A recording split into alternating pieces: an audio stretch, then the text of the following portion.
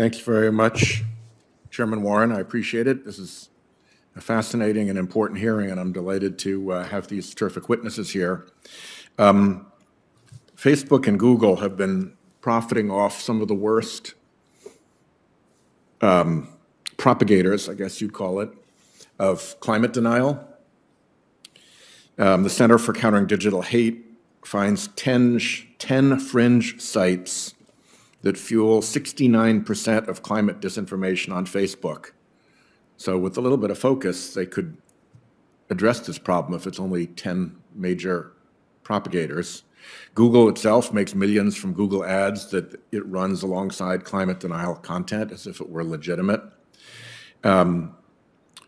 Lin, can you talk a bit about how our information ecosystem suffers when a handful of companies control what people see and how they perceive reality, what a communications monopoly means in a world in which there is so much deliberate climate denial propagated by industry?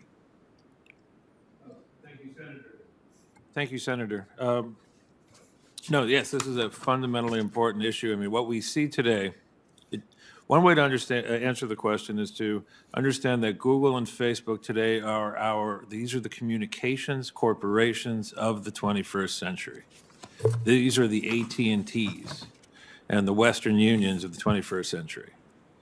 AT&T and Western Union, they were prohibited by law from manipulating how people spoke to one another. Google and Facebook, their business model is based on manipulation. The reason they take in the data is in order to manipulate you. They are massive manipulation machines. The way they make their money is by renting out the manipulation machines and calling that the money that they receive, they call it advertising.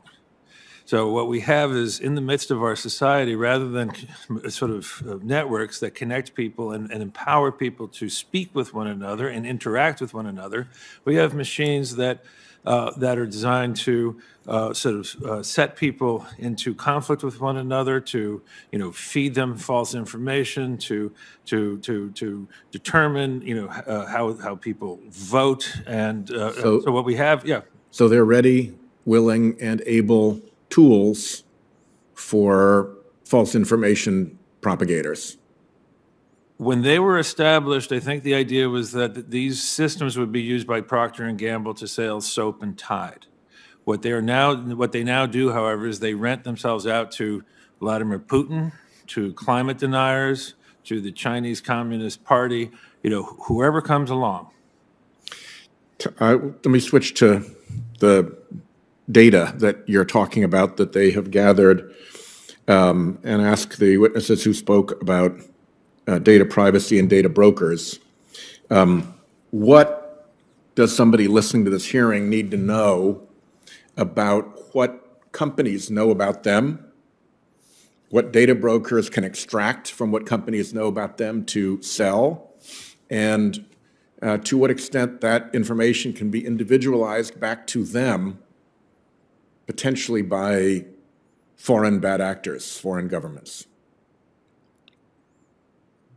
Mr. Sherman is going for his microphone. Go ahead. Data brokers know everything about pretty much every American. Where you work, where your kids go to school, how much money you make, your race, your religion, your sexual orientation.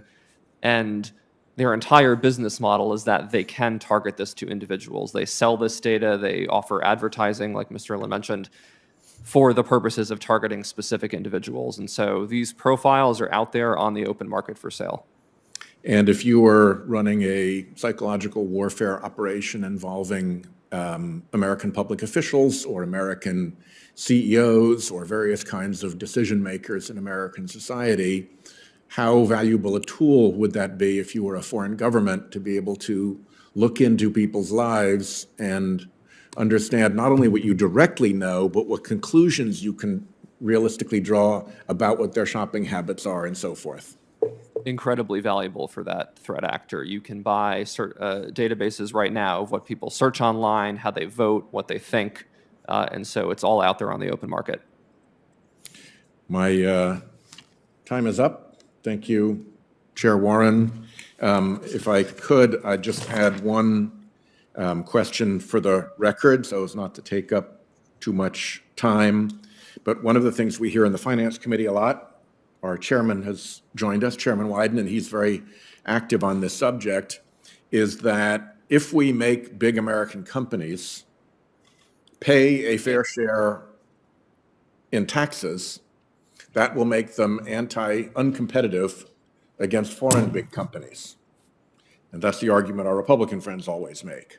What they ignore is that when big American companies don't pay a fair tax burden, that gives them competitive advantage over smaller American companies.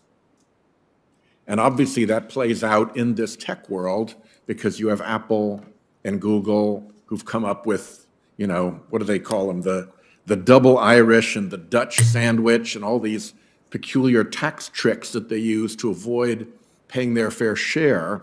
And I'd be interested in your views, again in writing and not now because my time has expired, in how that creates competitive disadvantage with potential contenders against them for competitive advantage in the US, and to what extent it locks in financially some of their monopolistic power because, frankly, they put themselves into a place where they don't have to pay taxes, but all their competitors have to, or all their smaller competitors have to. Yeah.